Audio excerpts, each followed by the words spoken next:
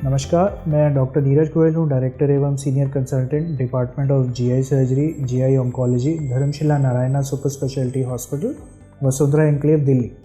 आज मैं आपसे बात करना चाहूँगा रोबोटिक सर्जरी के बारे में। रोबोटिक सर्जरी एक प्रकार का तरीका है ऑपरेशन करने का। कन्वेंशनल जो विधि होती थी उसमें एक बड़ा सा चीरा दिया जाता है। उससे जब हम आगे की तरफ बढ़े तो उसके अंदर लैप्रोस्कोपिक विधि आई, जिसमें हम छोटे छोटे चीरे देकर कुछ इंस्ट्रूमेंट्स आपके पेट के अंदर डालकर ऑपरेशन करते हैं।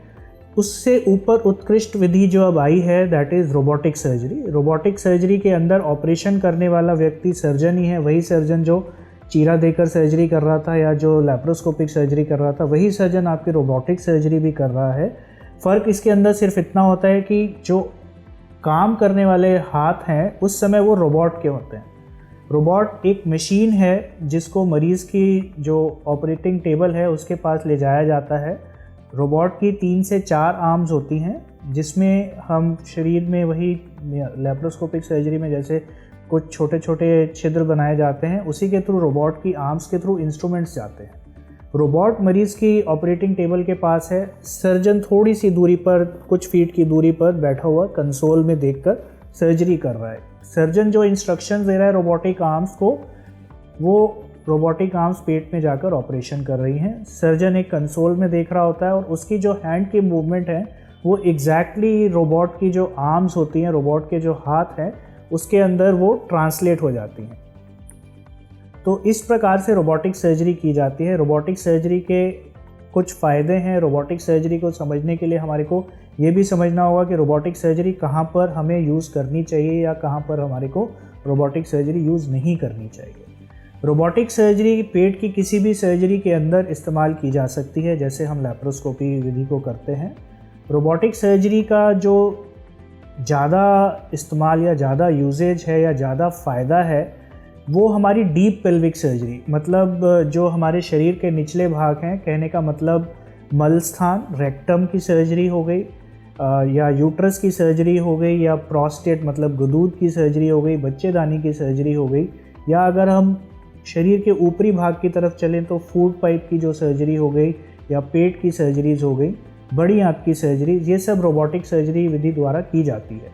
अगर हम रोबोटिक सर्जरी से ऑपरेशन कर रहे हैं तो मरीज़ का होने वाला जो खून का रिसाव है या जो ब्लड लॉस है उसमें देखा गया कि उसमें कमी आती है। रोबोटिक सर्जरी से जो हमारा विज़न है वो इम्प्रूव होता है। सर्जन के लिए जो चीज़ें करनी होती हैं वो थोड़ी सरल हो जाती हैं। मरीज़ की रिकवरी इससे फास्टर होती है।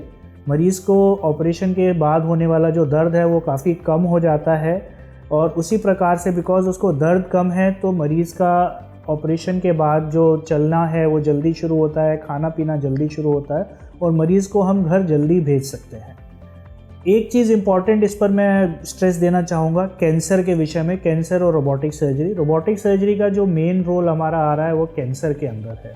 अगर हम कैंसर को इस विधि के द्वारा हम ऑपरेट करते हैं तो एक रैंडमाइज स्टडी में हमने पाया कि हमारे चीरे के द्वारा की गई सर्जरी और जो हमारा ऑपरेशन जो रोबोटिक सर्जरी के थ्रू किया गया है, दोनों के रिजल्ट्स बराबर हैं, पर हमारी जो रिकवरी है वो रोबोटिक सर्जरी के बाद जल्दी होती है और इम्प्रूव होती है। रोबोटिक सर्जरी को अगर हम देखकर चलें तो अभी रोबोट हमारे पास काफ़ी सारे आ गए हैं। तो पहले तो रोबोटिक सर्जरी थोड़ी महंगी होती थी, पर अब रोबोटिक सर्जरी की कॉस्ट भी काफ़ी डाउन जा रही है, तो इसलिए ये एक जन साधारण तक भी उपलब्ध हो रही है रोबोटिक सर्जरी। तो मेरा मानना है कि आने वाले कुछ समय में जैसे हमारे अस्पताल की तरफ से, धर्मशिला नारायणा की तरफ से रोबोटिक सर्जरी की जो कॉस्ट है, जो उसकी कीमत है, उसमें काफ़ी गिरावट आई है और ये मेरा मानना है कि हम जन साधारण को इस सुविधा का उपलब्ध करा पाएंगे और उनको भी इसका लाभ दिला पाएंगे। नमस्कार।